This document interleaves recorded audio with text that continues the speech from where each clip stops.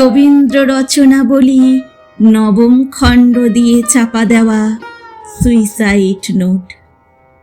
ছেলেকে লেখা।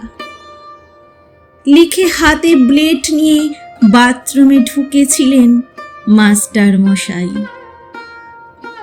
দুপুরবেলা কাজের লোক দরজার তলা দিয়ে রক্ত আসছে দেখে চিৎকার করে ওঠে।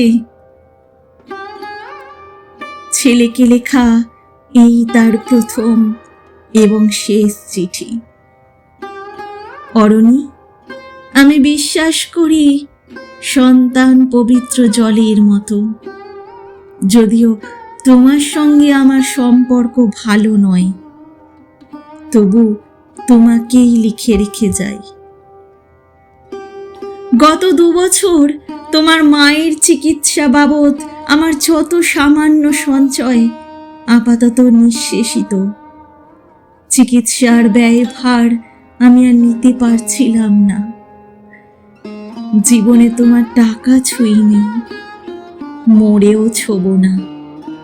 আমি আজীবন ছাত্র পড়িয়েছি, জ্ঞান তো কোনো অন্যায় করিনি।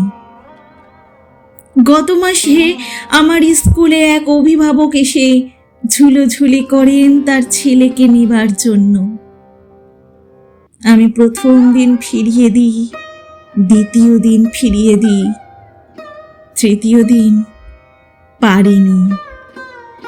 তিনি আমাকে একটি বড় খামে 30,000 টাকা দিয়ে চলে যান। সেই টাকায় এই মাসে তোমার মায়ের চিকিৎসা চলছে। জানি না তিনি বাড়ি ফিরবেন কিনা কোনোদিনও। ফিরলে বলো, পৃথিবীতে আমার বেঁচে থাকার অধিকার চলে গেছে। ইতি বাবা। যখন সারাটা দেশ দাঁড়িয়ে আছে ঘুষের টাকার ওপর, তখন রবীন্দ্র রচনাবলী দিয়ে চাপা দেওয়া একটা সুইসাইড নোট। হাসপাতালে গাছের তলায় গা ছমছম করছিল।